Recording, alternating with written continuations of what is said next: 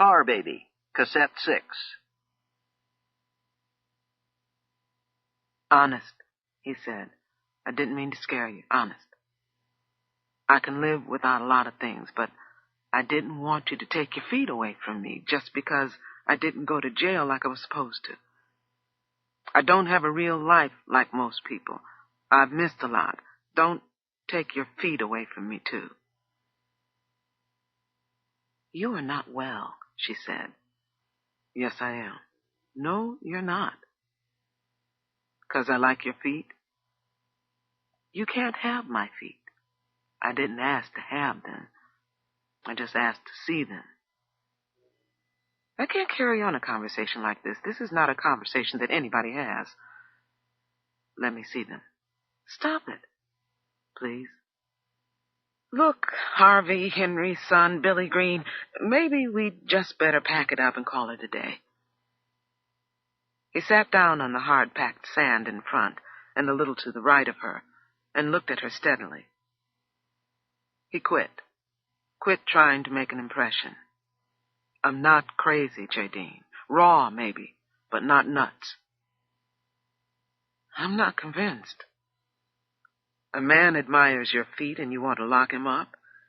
You need professional care. Put one foot out, just one. I prefer two, but if you want, you can show me just one. Although two is better. 2 feet is a pair. They go together, so to speak. One is just, he shrugged slightly, one. Alone. 2 is better. I want to see them both. I don't know about you. Take your time. I'll see them anyway when you stand up, but I'd like it better if you showed them to me yourself. Jadine's feet were warm under her skirt, each one hidden near a thigh. I won't touch, he said, I promise. She looked past his face and felt wavy. The sun was still hiding in some fuzz in the sky. Gulls with dark hoods rested beyond the surf. They looked like ducks from where she sat. All the gulls she remembered screeched and dived. She'd never seen them quiet before, sitting still in water as though they were listening. Come on, he said. Show me. Please. Slowly, she started to unfold one leg, carefully, cautiously, as though she was about to do something wild. Just a little bit more, he urged her. Come on. Quickly, then, she straightened both legs and stuck them into the air. He looked at them and did not touch. The waviness traveled from her head to her toes, pointing up from the sand. He looked at them and whispered, Look at that. He leaned down for a better look. I said I wouldn't touch, and I won't. If you object, that is. But I have to tell you how much I want to. Right there. He pointed to the arch. If you don't want me to, I won't. Though, like I said. He wants to kiss my feet, she thought. He wants to put his mouth on my foot. If he does, I'll kick his teeth out. But she didn't move. Can I? Can I touch it right there? She didn't answer, and he didn't say anything more for several pulse beats. Then he did it.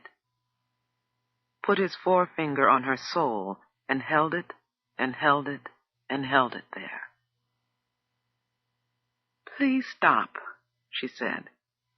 And he did.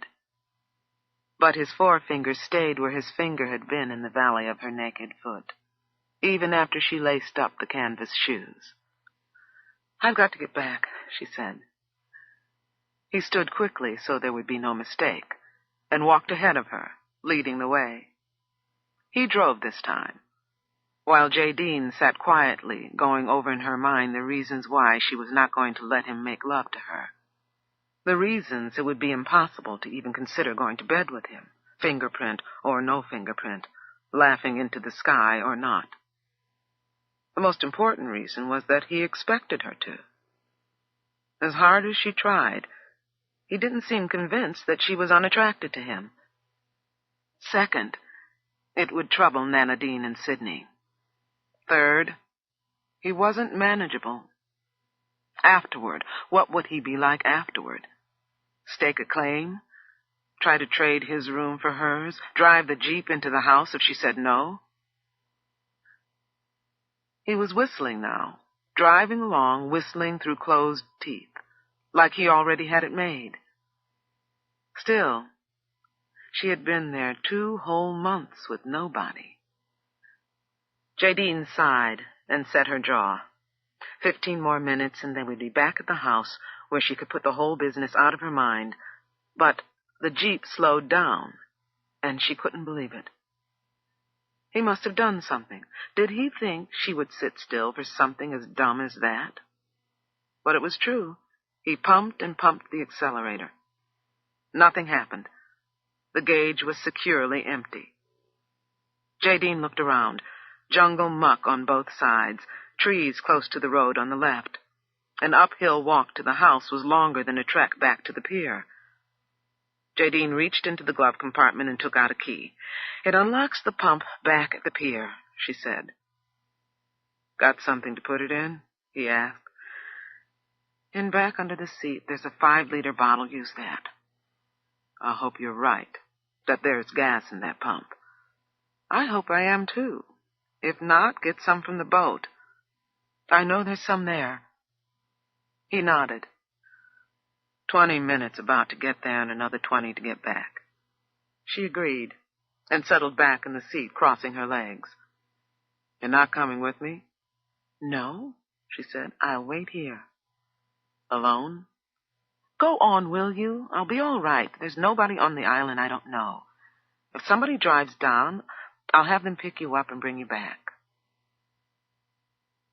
He left then, and Jadine rummaged around in the basket to see if there was anything left of the awful lunch. Nothing. Nothing at all. She sat for a while under the hateful sun that had come out in full dress when they least needed her. Thank God there were no mosquitoes here. Just a funny jungle rot smell. She waited until the sun burnt a hole in her head. She didn't have a watch on, but thought 20 minutes must have passed by.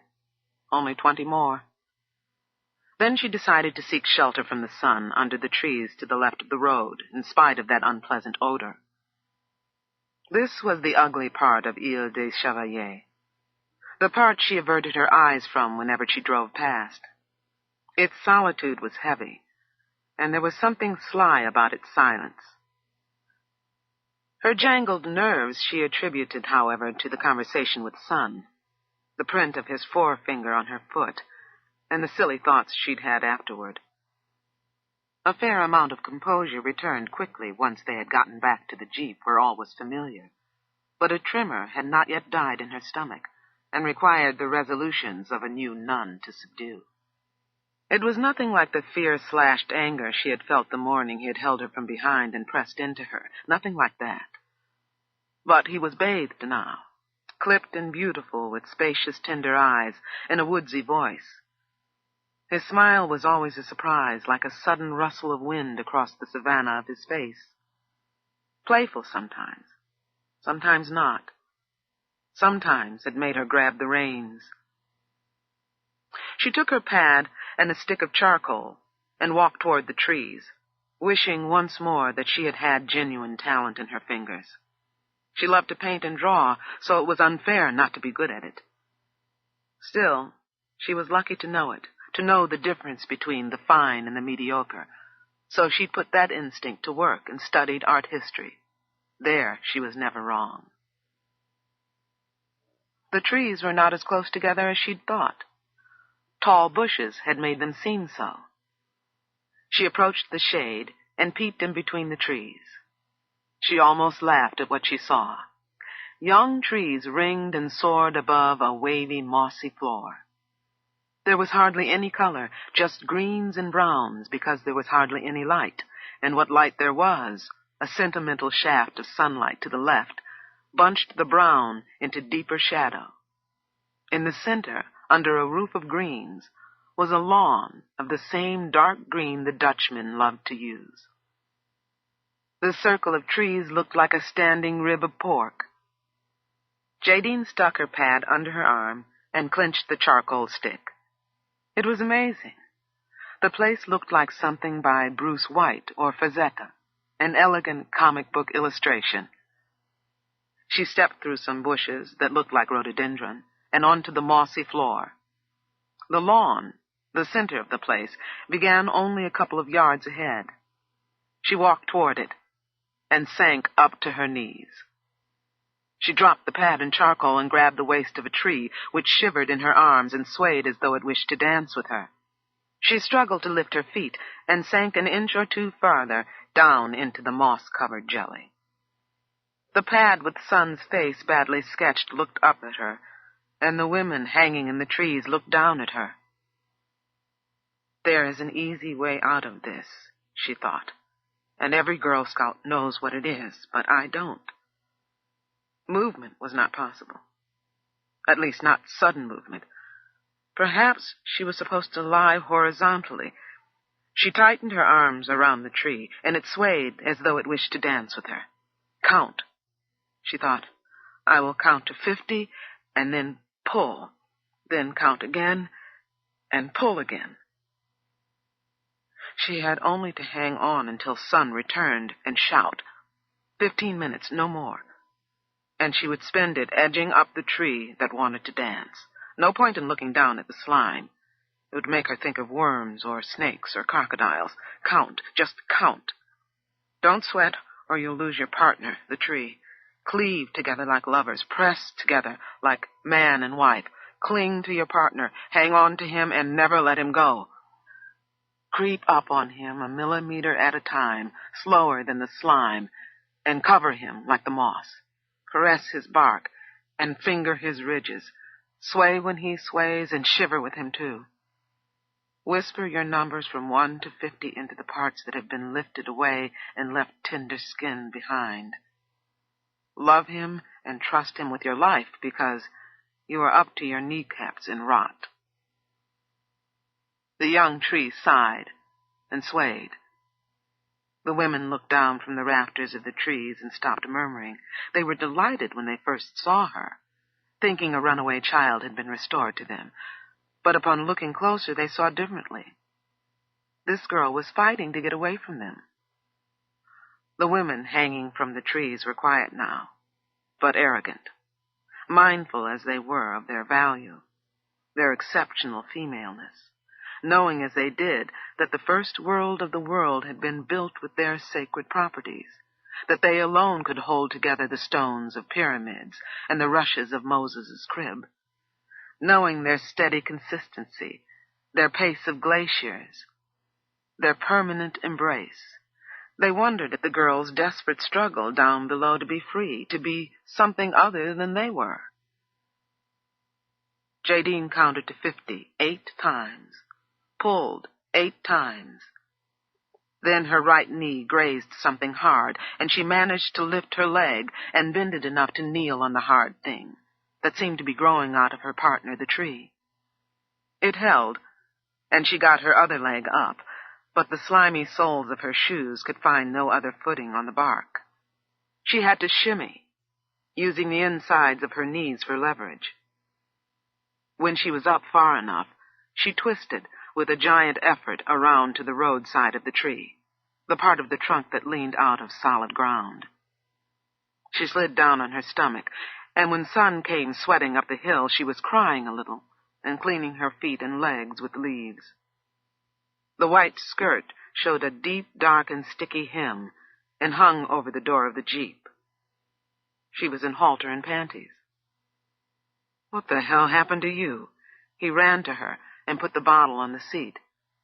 She didn't look up, just wiped her eyes and said, "I took a walk over there and fell in."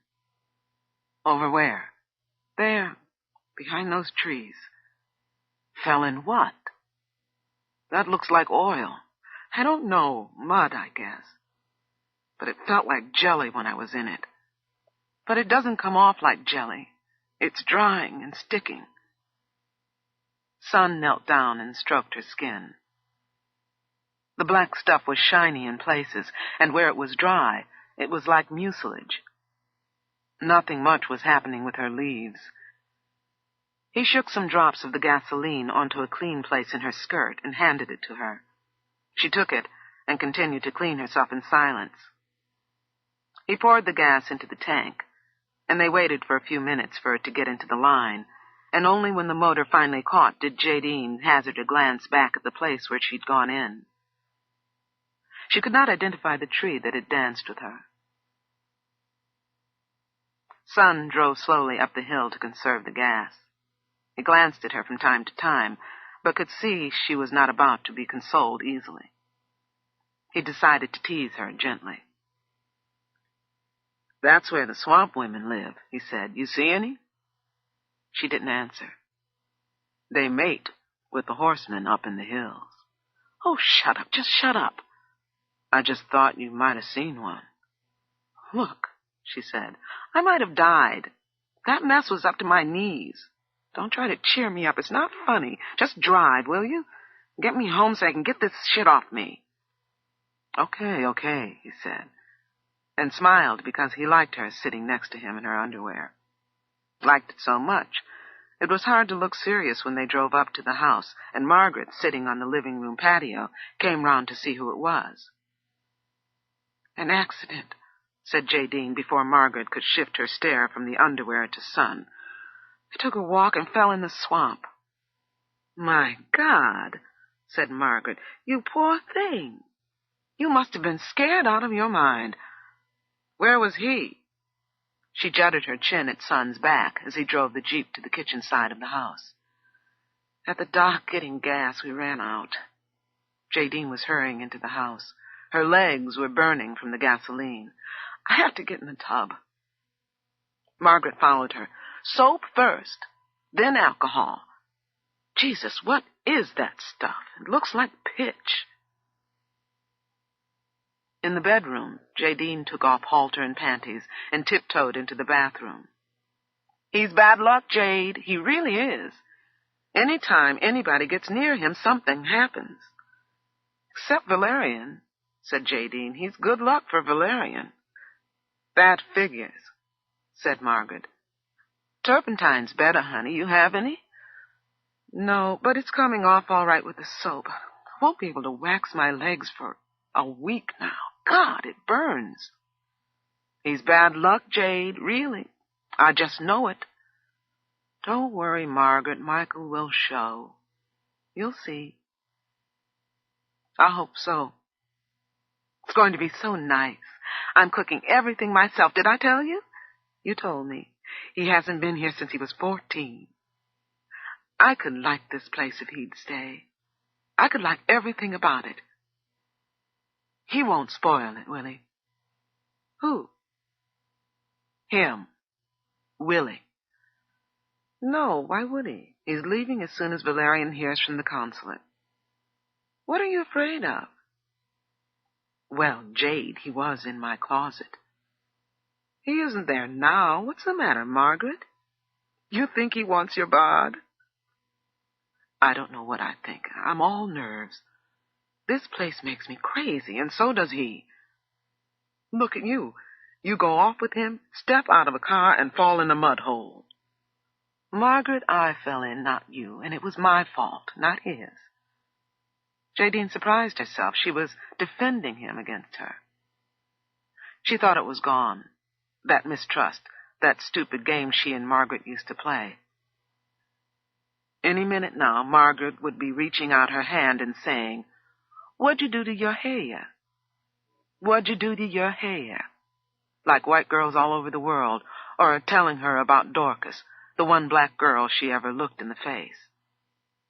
But there was a little bit more in her annoyance now.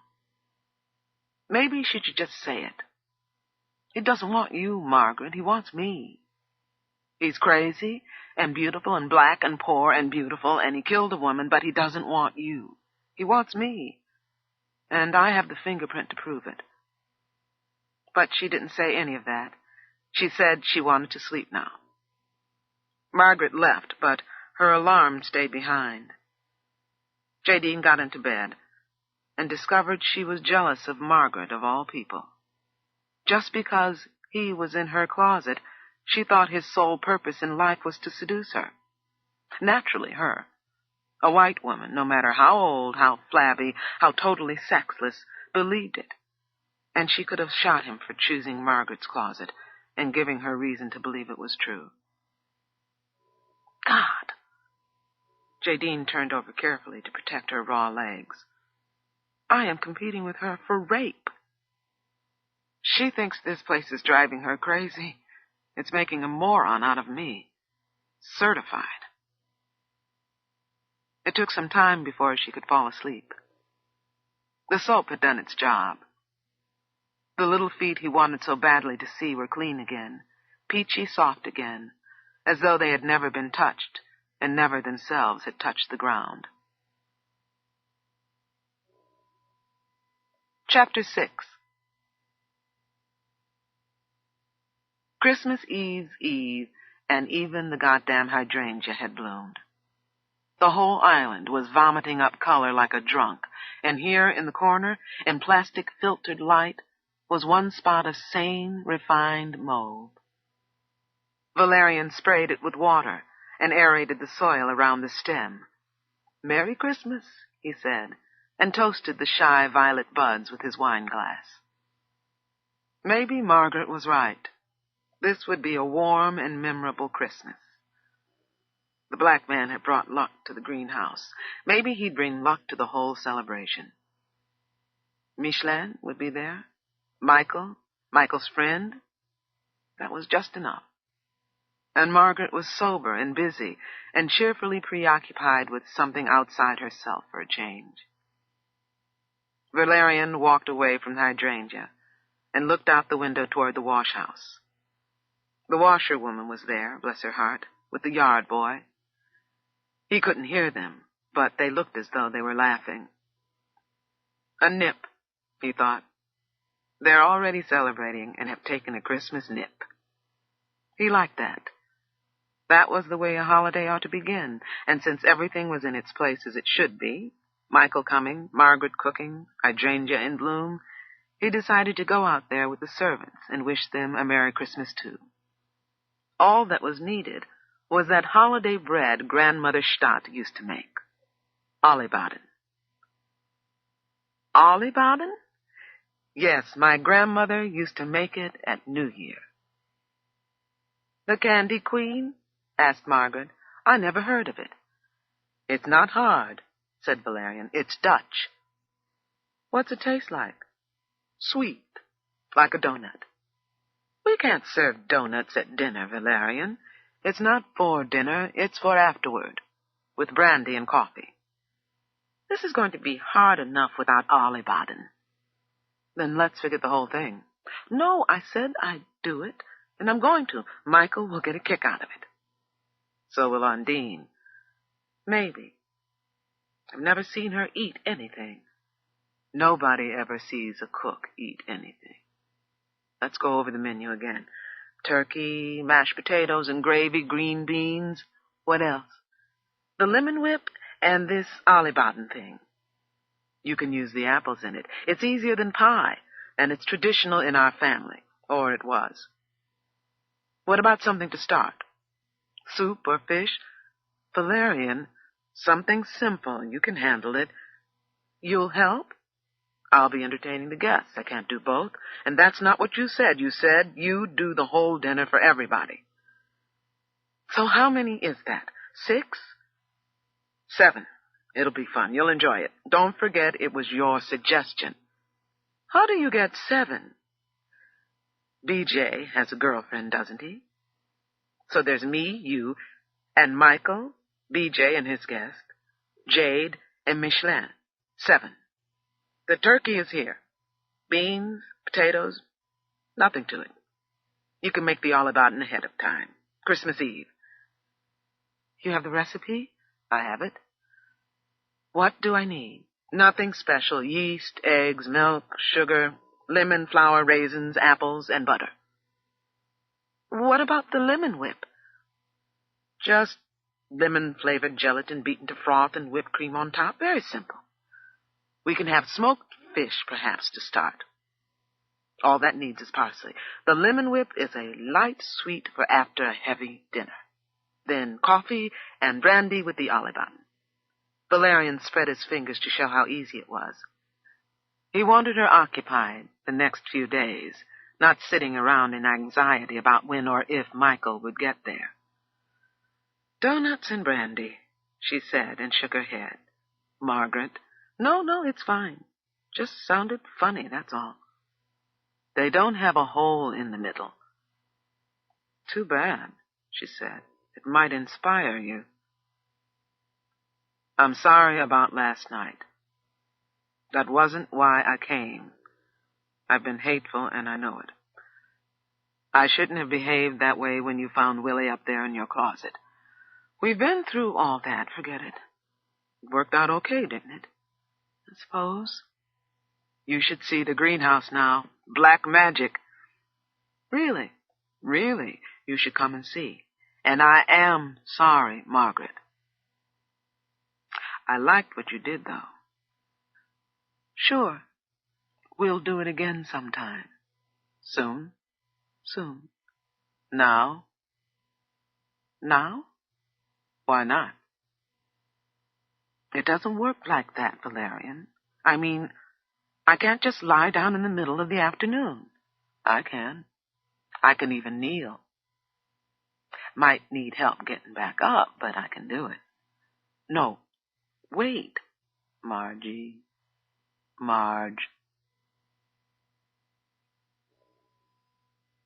What kind of dinner is that?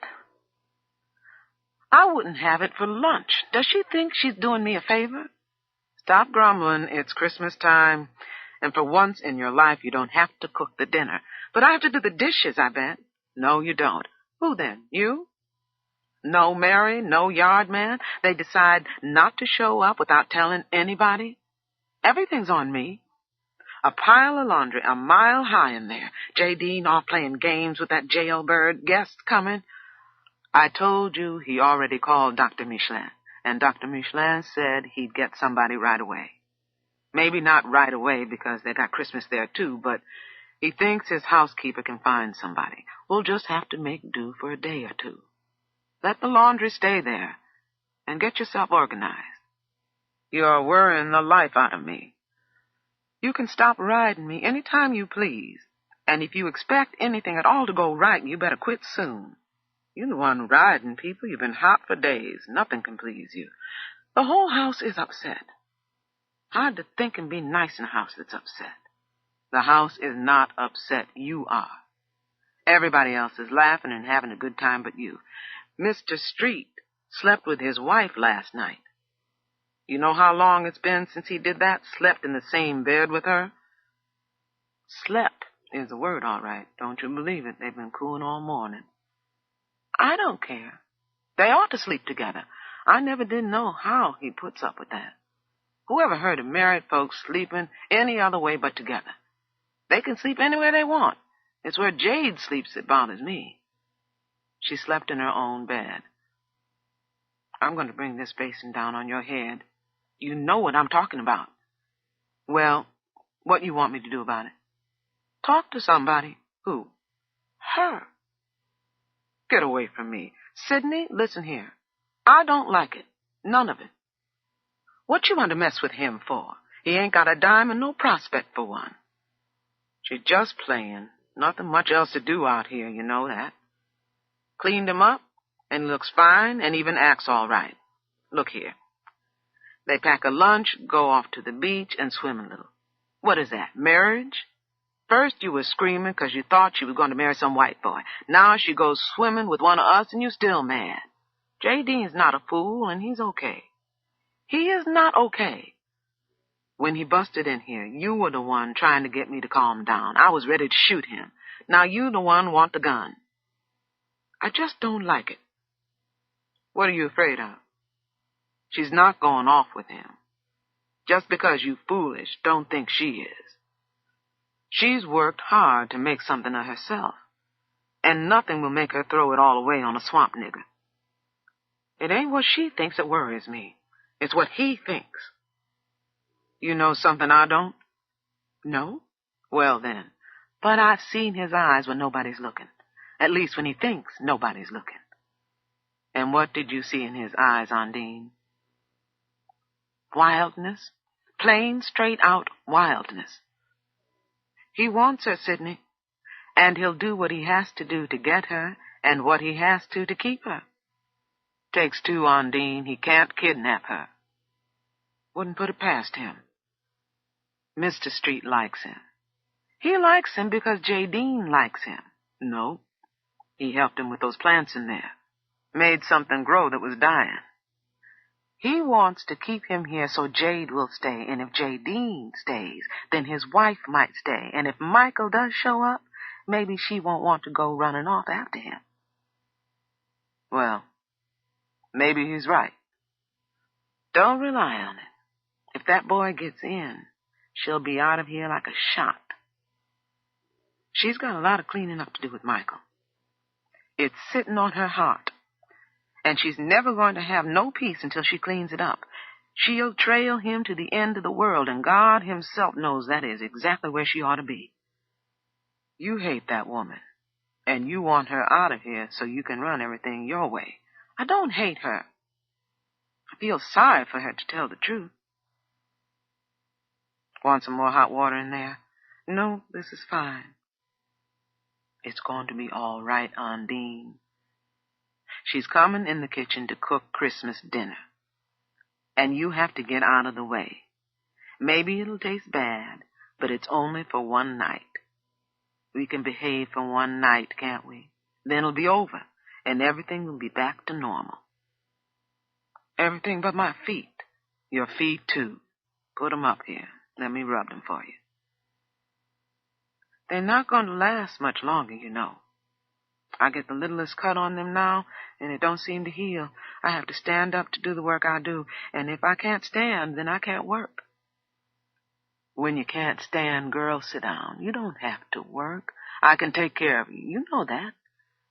We don't have a place of our own, and the little bit of savings went to Jadine. Not that I regret a penny of it. I don't. We got a few stocks and Social Security, years of it. Remember how I tried to get Mr. Street not to take it out back when we first started, and he wouldn't listen to me? Now I appreciate the fact he didn't.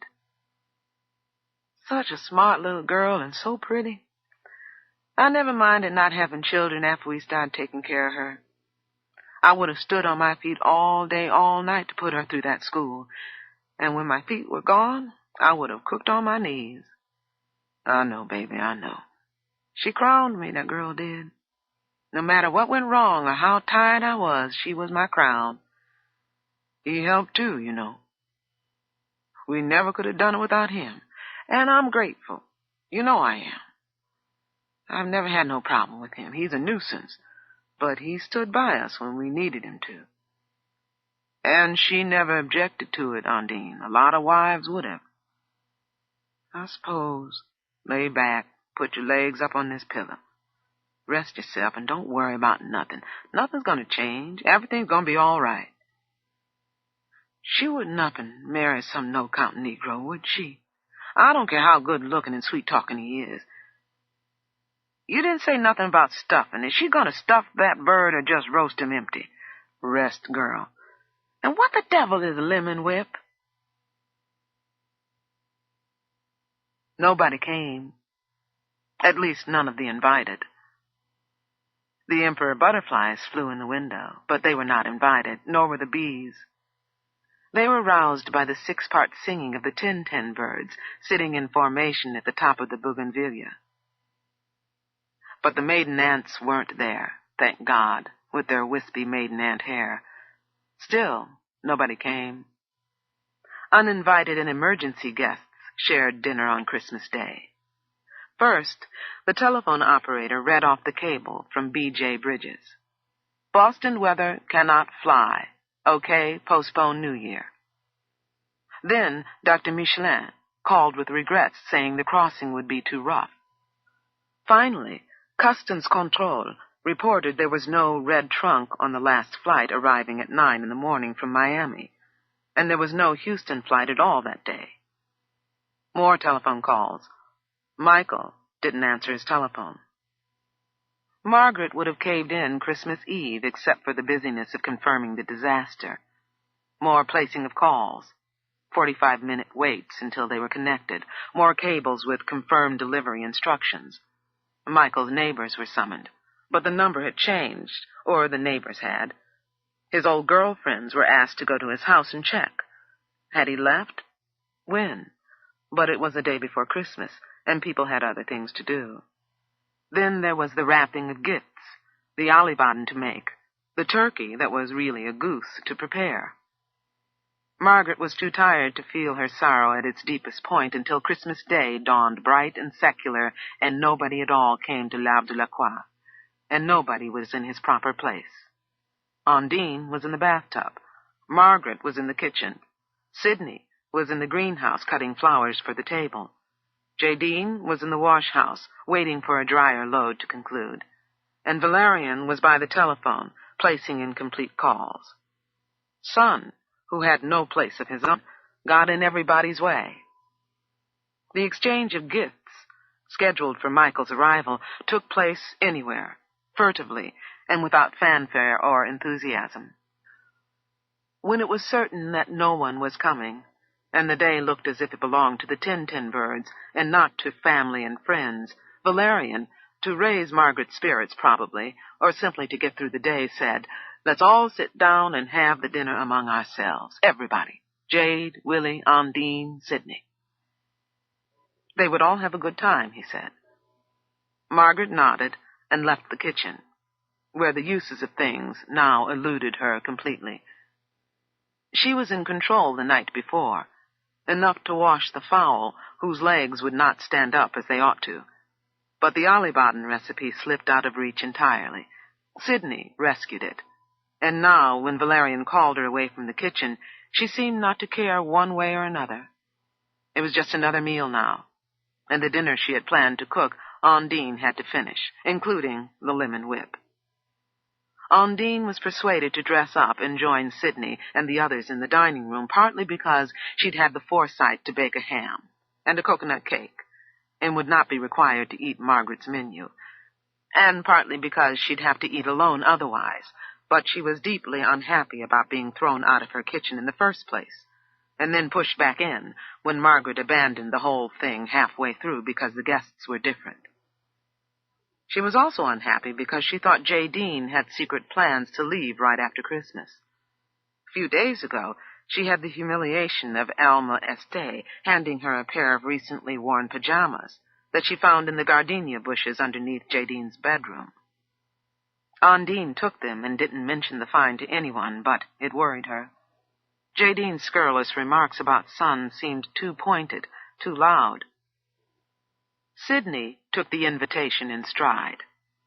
The suggestion of a special and intimate relationship with his employer pleased him more than it disconcerted him. And what was unthinkable and undesirable in Philadelphia was not so on that island. In addition, it leveled in a way the invitation Mr. Street had extended to Son when everybody thought he was a burglar. More than leveled, this invitation was formal and sober, although it was an emergency solution to a rapidly deteriorating holiday. Jadine was enchanted.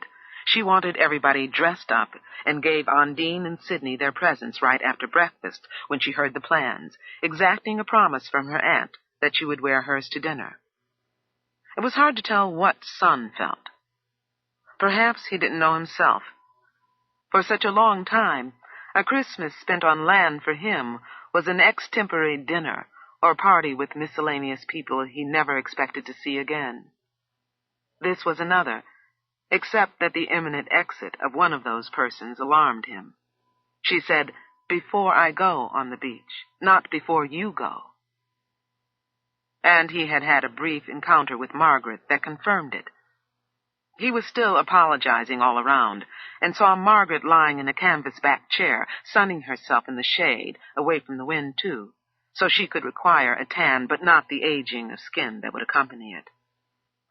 Her place for this was on the patio, outside the living room, where the piano was.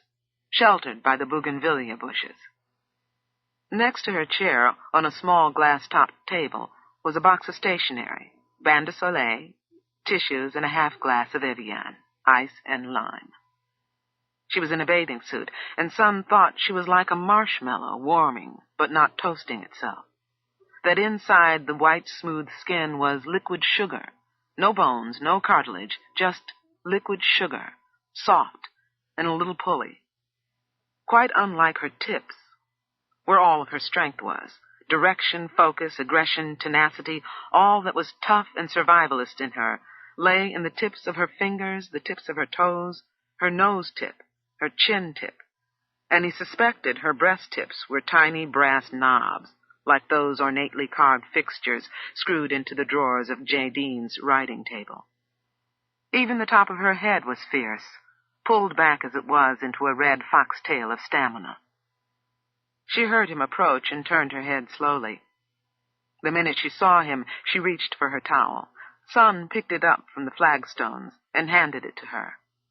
His gesture was swift and accommodating, so she didn't fling it over herself as she had probably intended to do, but simply held it in her lap. This ends side 1 of cassette 6. Please turn the cassette over and start side 2 at the same point.